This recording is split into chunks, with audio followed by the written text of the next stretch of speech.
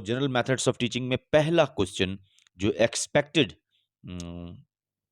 हो सकता है एग्जाम के हवाले से, वो है which of the following method is termed as essential evil. Essential एक जरूरी इविल कौन से मेथड को कहा जाता है? तो आपके सामने चार ऑप्शंस हैं: lecture method, inquiry method, discussion method, project method. तो सही जवाब है ए, लेक्चर मेथड।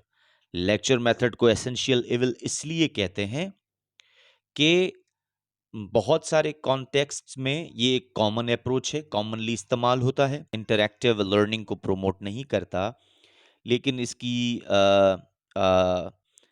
फीजिबिलिटी मौजूद है।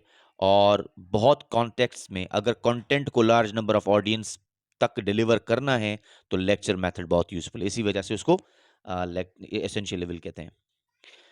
चलते हैं दूसरे सवाल की तरफ।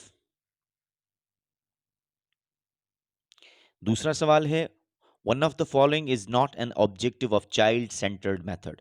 चाइल्ड सेंटर्ड मेथड, अब चाइल्ड सेंटर्ड मेथड क्या? जिसमें बच्चे के इंटरेस्ट्स, उनकी नीड्स और उनकी इंडिविजुअल एबिलिटीज को सामने रख के उनको पढ़ाया जाए और अ, उनके रोल को ज्यादा एक्टिव कर दिया जाए लर्निंग में, उसको चाइल्ड सेंटर्ड मेथड सिंपली कहेंगे। इनमें से कौन सा चाइल्ड सेंटर्ड मेथड का जो है वो ऑब्जेक्टिव नहीं है और वो लेक्चर मेथड का ऑब्जेक्टिव है? तो ढूंढते हैं। डेवलपिंग लर्निंग एबिलिटीज, जी हाँ, चाइल्ड सेंटर्ड मेथड करता है। Developing skills in a child, जी हाँ, ये भी चाइल्ड सेंटर्ड मेथड का एक ऑब्जेक्टिव होता है। डेवलपिंग इंडिपेंडेंस, जी हाँ, स्टूडेंट को इंडिपेंडेंटली काम करने के लिए भी इंकरेज करता है। इनकरेजिंग मेमोराइजेशन, क्या रटे लगाने को इनकरेज करता है चाइल्ड सेंटर्ड मेथड? तो ये इनकरेजिंग मेमोराइजेशन जो है वो चाइल्ड सेंटर्ड अप्रोच की का ऑब्जेक्टिव नहीं होता, तो ये सही जवाब है सी, इनकरेजिंग मेमोराइजेशन। चलते हैं तीसरे सवाल की तरफ।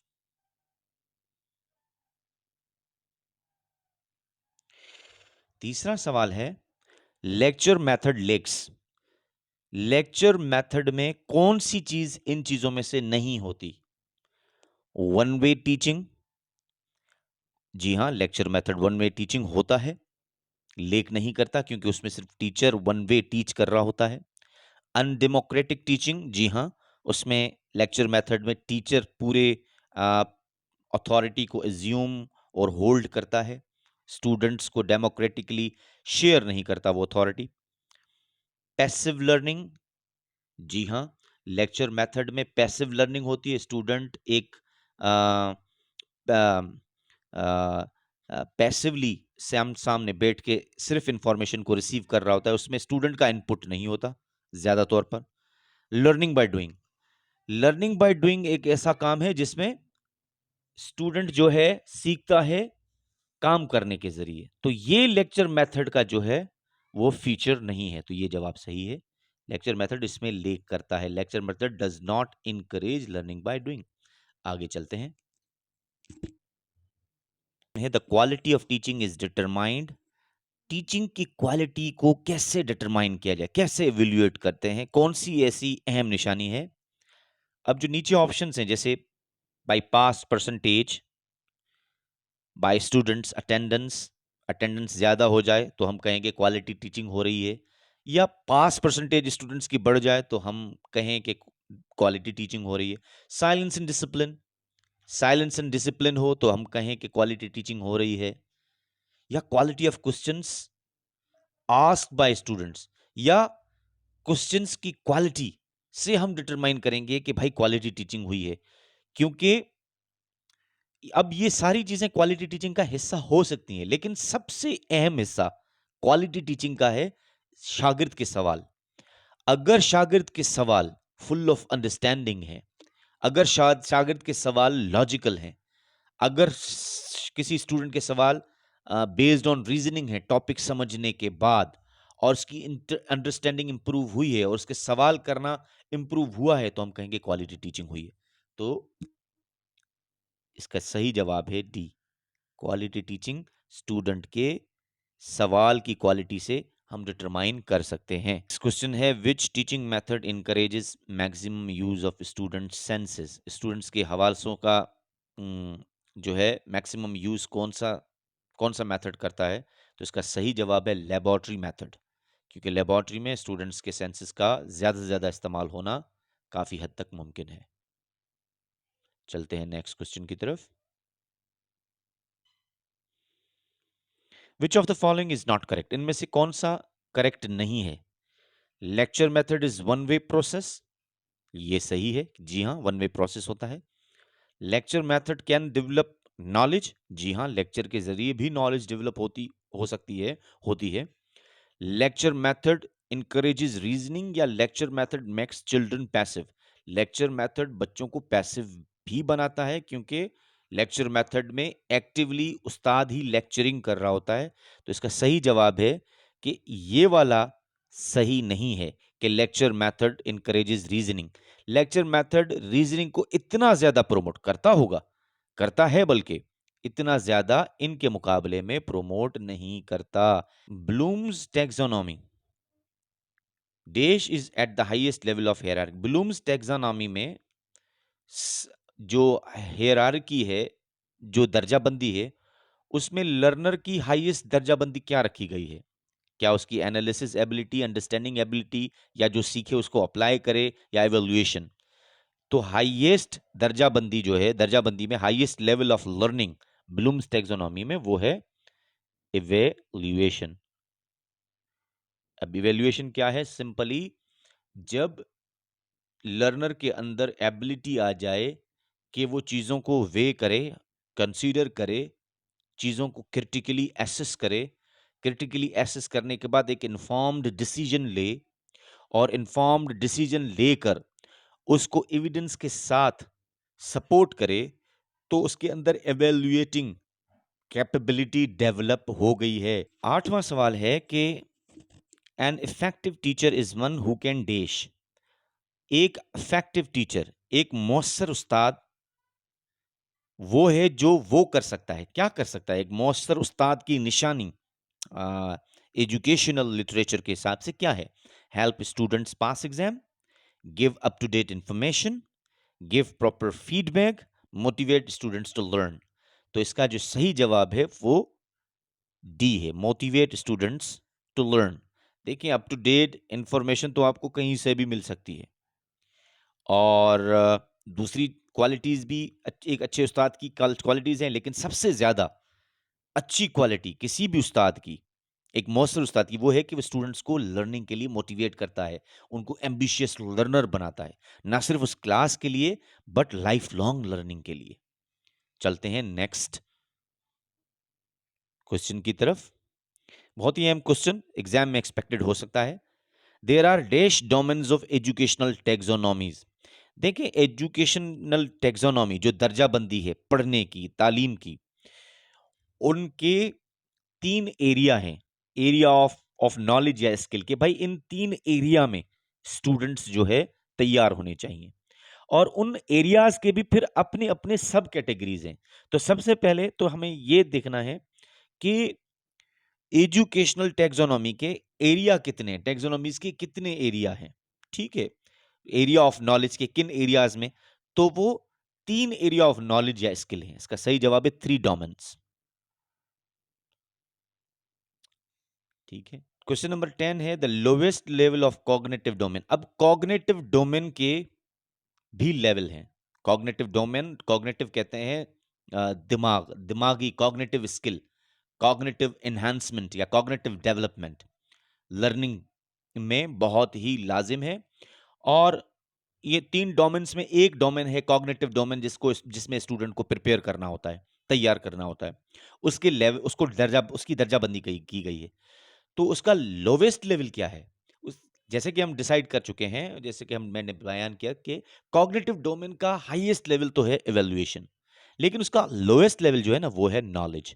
तो सही जवाब है नॉलेज, क्योंकि नॉलेज लोएस्ट लेवल है जिसमें बच्चा चीज को आइडेंटिफाई करता है, सिर्फ आइडेंटिफिकेशन की हद तक, उसके नॉलेज, उसकी उस चीज के बारे में नॉलेज होने की हद तक या उस चीज के बारे में डेफिनेशन होने की हद तक।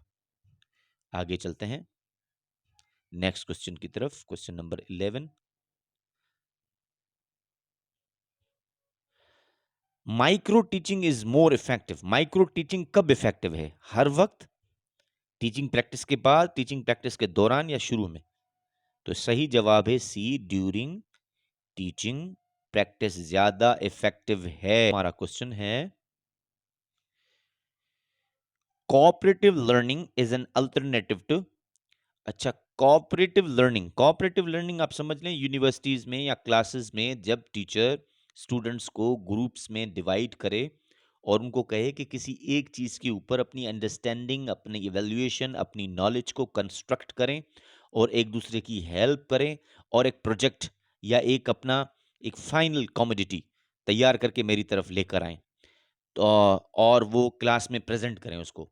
तो इस तरह की लर्निंग को कोऑपरेटिव लर्निंग कहते हैं। वो अल्टरनेटिव किसका है? कॉम्पिटिटिव लर्निंग का सही जवाब है। कॉम्पिटिटिव लर्निंग इंडिविजुअलिस्टिक लर्निंग है जिसमें हर कोई अपना अपना करेगा, एग्जाम देगा और ग्रेड के चक्कर में होगा। तो सही जवाब है अल्टरनेटिव कोऑपरेटिव लर्निंग का कॉम्पिटिटिव लर्निंग। नेक्स्ट क्वेश्चन है highest level of cognitive domain is. अब ये आप खुद बताएं क्योंकि हमने पहले भी इसको डिस्कस किया है। एप्लीकेशन है, एवेल्युएशन है, अंडरस्टैंडिंग है, analysis. Highest level cognitive domain का जो टेक्सोनॉमी के 3 डोमेन है उनमें से एक कॉग्निटिव है, एक साइकोमोटर होता है।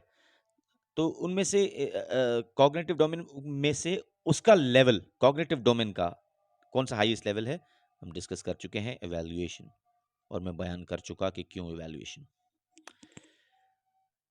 चलते हैं नेक्स्ट क्वेश्चन की तरफ कि essential characteristics of cooperative learning is. कि कोऑपरेटिव लर्निंग में एसेंशियल कैरेक्टरिस्टिक क्या है? तो इसका जवाब बी है, इफेक्टिव लर्निंग, पॉजिटिव इंटरडिपेंडेंस। के कोऑपरेटिव लर्निंग में जब टीचर जो है डिवाइड करेगा स्टूडेंट्स को छोटे छोटे ग्रुप्स में, तो उससे होगा क्या? पॉजिटिव इंटरडिपेंडेंस होगी, कोलैबोरेटिव एबिलिटी डेवलप होगी। ठीक है, चलते हैं नेक्स्ट की तरफ। The number of students in cooperative learning. अच्छा, कोऑपरेटिव लर्निंग में कितने स्टूडेंट होने चाहिए ग्रुप में? अब मुख्तलिफ एजुकेशनिस्ट की मुख्तलिफ आरा है। कोई कहते हैं 5 to 6, कोई कहते हैं 3 to 4, लेकिन जो प्रॉपर जवाब मेरे हिसाब से है वो होना चाहिए 3 to 6, ताकि उसमें सारी चीजें कवर हो जाएं। इस आंसर को आप मल्टीपल सोर्सेज से कंफर्म करें और फिर किसी भी नतीजे पे पहुंचिएगा। इसका हतमी जवाब मैं आपको नहीं दे रहा, इसको आप खुद देखें। चलते हैं नेक्स्ट की तरफ।